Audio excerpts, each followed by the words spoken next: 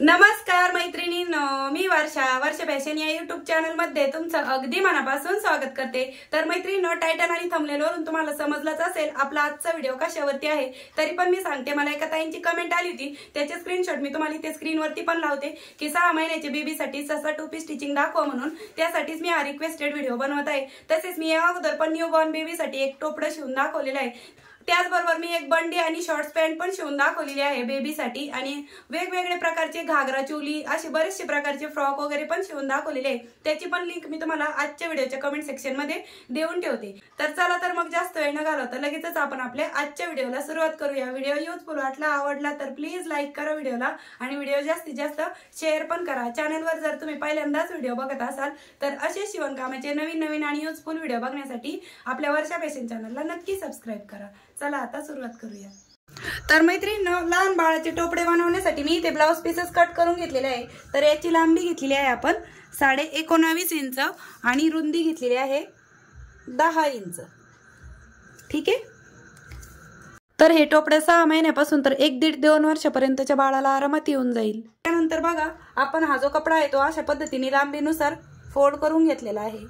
जी fold बाजू आहे ती या बाजूने आहे आणि ओपन साइड आहे ती या साइडने आहे। ठीक आहे। आता कडेपासून आपल्याला इथे 2.5 इंचावरती मार्क करून घ्यायचं आहे।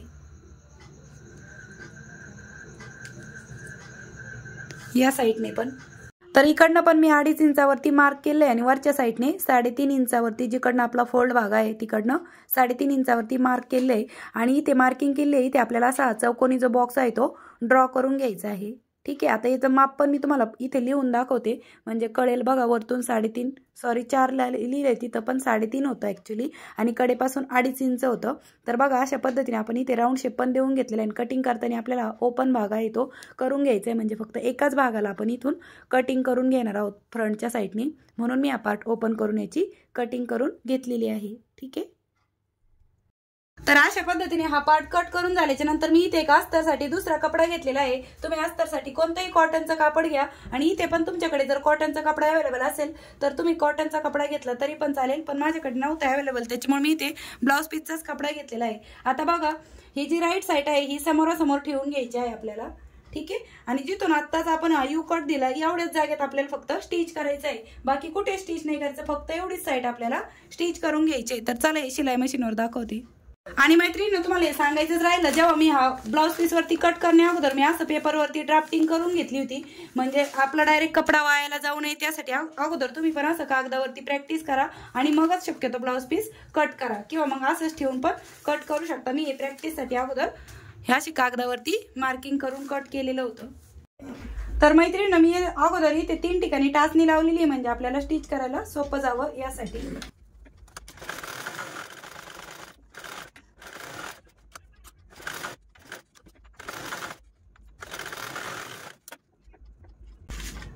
तर अशा प्रकारे मी इथे स्टिच करून घेतलेलं आहे। आता एक्स्ट्राचं फॅब्रिक आहे ते आपण कट करूया,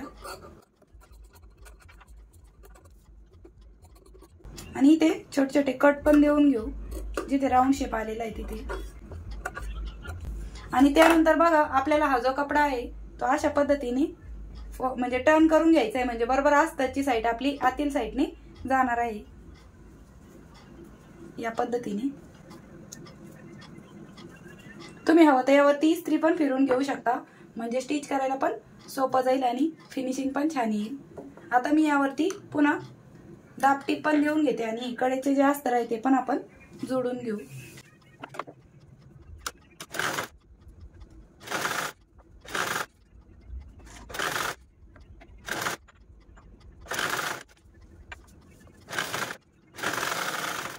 तर बघा, अशा पद्धतीने आपण इथे दाबटीप पण देऊन घेतलेली आहे। आता हे जे काही अस्तर आहे ते आपण स्टिच करून घेऊया लगेचच।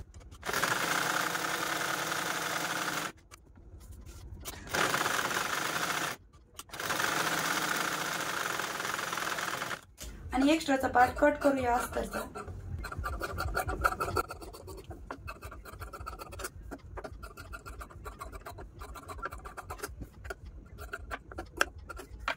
ठीक आहे। तर बघा, अशा पद्धतीने आपण आतील साइडने अस्तर आहे ते जोडून घेतलेले आहे, वरच्या साइडने आपला हा पार्ट अशा पद्धतीने दिसत आहे। आता यानंतर आपल्याला हा पार्ट आहे तो अशा पद्धतीने टर्न करून घ्यायचा आहे आणि दोन्ही कडेने स्टिच करून घ्यायचा आहे।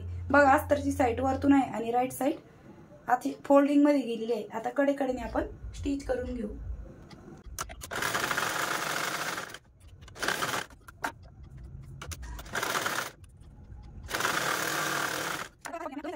आता दोन्ही कडेकडेने स्टिच करून झाल्याच्या नंतर आपल्याला याचा सेंटर काढून घ्यायचा आहे बॉटमचा। तर बरोबर मी इथे सेंटरला एक मार्क करते, तुम्ही हवं तर कट पण देऊन घेऊ शकता, ठीक आहे। तर बघा सेंटरला इथे अशा पद्धतीने आपण मार्किंग करून घेतलेली आहे। आता इथे आपल्याला अशा पद्धतीने प्लेट्स पाडून घ्यायचे, एक या साइडने आणि एक या साइडने। तर बघा हा इकडनं एक पार्ट उचलायचा आहे, जिथे आपण आत्ताच मार्किंग केली तिथे अशा पद्धतीने अगदी अर्धा इंचचीच बघा आपण अशा पद्धतीने एक फोल्ड केली। आता इकडनं पण आपण सेम त्याच पद्धतीने अगदी अर्धा इंचची फोल्ड आपण इकडनं करून घेतली आणि यावरतीच स्टिच करून घेऊ, म्हणजे आपली ही बॉक्स प्लेट तयार होईल।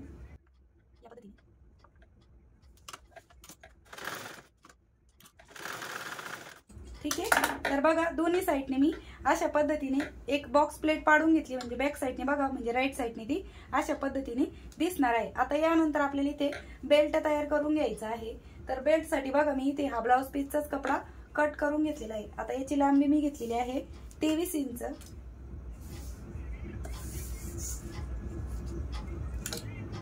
आणि रुंदी घेतलेली आहे 1.5 इंच। तर 1.5 बाय 23 इंचाचा हा बेल्ट आहे। हा आपल्याला बरोबर या साइड पासून म्हणजे इकडनं 5 इंच वाढवून ठेवायचा आहे नाडी बांधण्यासाठी। तर मी इकडनं जो पार्ट आहे तो 5 इंच सोडून बघा 5 इंचच्या पुढे आपण इकडं स्टिच करायला सुरुवात करूया अशा पद्धतीने, आणि पूर्ण आपल्याला हा इथून तिथून स्टिच करून घ्यायचा आहे अशा पद्धतीने। इकडनं पण बरोबर, तर इकडनं पण बरोबर 5 इंच शिल्लक राहिलं का नाही ते अगोदर चेक करते मी, कारण की मला थोडंसं वाढव वाटत होतं, त्यामुळे मी पुन्हा चेक करून बघते। इकडनं 7 इंच सुटलेला आहे, तर मी 6 इंच घेते। इकडनं अजून थोडंसं आपण वाढव सोडू, म्हणजे दोन्ही साइडने सारखाच राहील आणि स्टिच करूया।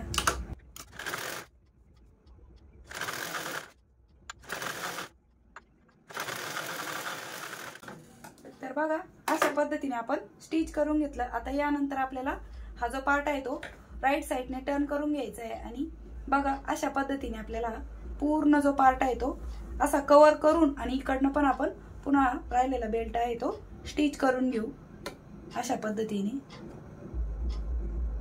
ठीक आहे। तर चला स्टिच करूया। तर अशा प्रकारे इथे अगोदर एक फोल्ड करून टाचणी लावून घेते, म्हणजे आपल्याला स्टिच करायला पण बरं पडेल। फक्त एकाच साइडने आपल्याला इथे टाचणी लावून घ्यायची आहे सुरुवातीच्या पार्टला। आणि बघा अशा पद्धतीने इकडे पुढे पण आपल्याला दोन्ही साइडने अगोदर फोल्ड करायचं आणि मध्ये एक फोल्ड करून आपल्याला हा जो काही नाडी म्हणा किंवा बेल्ट स्टिच करून घ्यायचा आहे।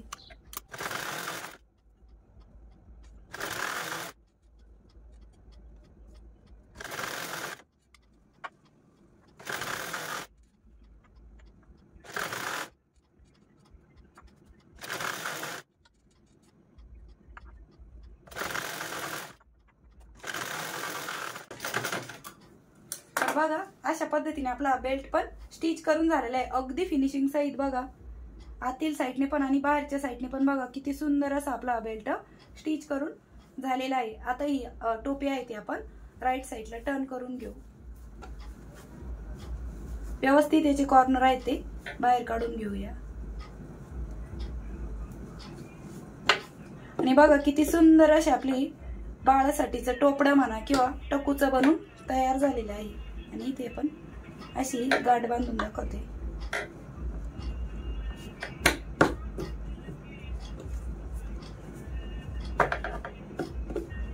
तर अशा पद्धतीने आपलं हे लहान बाळासाठीचं टोपडं बनून तयार झालेलं आहे। तर यानंतर मैत्रिणींनो मी तुम्हाला अशा पद्धतीने म्हणजे घालून दाखवते। आता बाळासाठीचे टोपडे आहे, ससा टोपी कशी दिसेल घातल्याच्या नंतर हे पण तुम्हाला थोडीशी आयडिया यावी त्यासाठी। तसेच मी या अगोदर न्यूबॉर्न बेबीसाठी पण एक टोपडं शिवून दाखवलं होतं, त्याची पण लिंक मी तुम्हाला आजच्या व्हिडिओच्या कमेंट सेक्शन मध्ये देऊन ठेवते। आणि बघा अशा पद्धतीने आपली ससा टोपी म्हणा किंवा लहान बाळासाठीचं टोपडं बनून तयार झालेलं आहे, आणि अगदी साध्या आणि सोप्या पद्धतीने मी तुम्हाला याची कटिंग स्टिचिंग दाखवलेली आहे। तर कसा वाटला तुम्हाला आपला आजचा हा व्हिडिओ? ते पण मला कमेंट करून नक्की सांगा. आणि आवडला असेल, युजफुल वाटला असेल तर प्लीज लाईक करा व्हिडिओला आणि व्हिडिओ जास्तीत जास्त शेअर पण करा. चॅनलवर जर तुम्ही पहिल्यांदाच व्हिडिओ बघत असाल तर असेच शिवणकामाचे नवीन नवीन आणि युजफुल व्हिडिओ बघण्यासाठी आपल्या वर्षा फॅशन चॅनलला नक्की सबस्क्राईब करा. तर भेटूया पुन्हा नेक्स्ट व्हिडिओमध्ये. तोपर्यंत bye bye. Thanks for watching. Shri Swami Samarth. जय जिजाऊ, जय शिवराय. आणि बघा हे ससेचे कान किती छान असे दिसत आहेत. तर हे 4-5 महिन्यापासून तर 2 वर्षापर्यंतच्या बाळाला आरामात येऊन जाईल. मी अभिजितला पण घालून दाखवत होते म्हणजे तुम्हाला आयडिया यावी की ससेचे कान कसे दिसतात.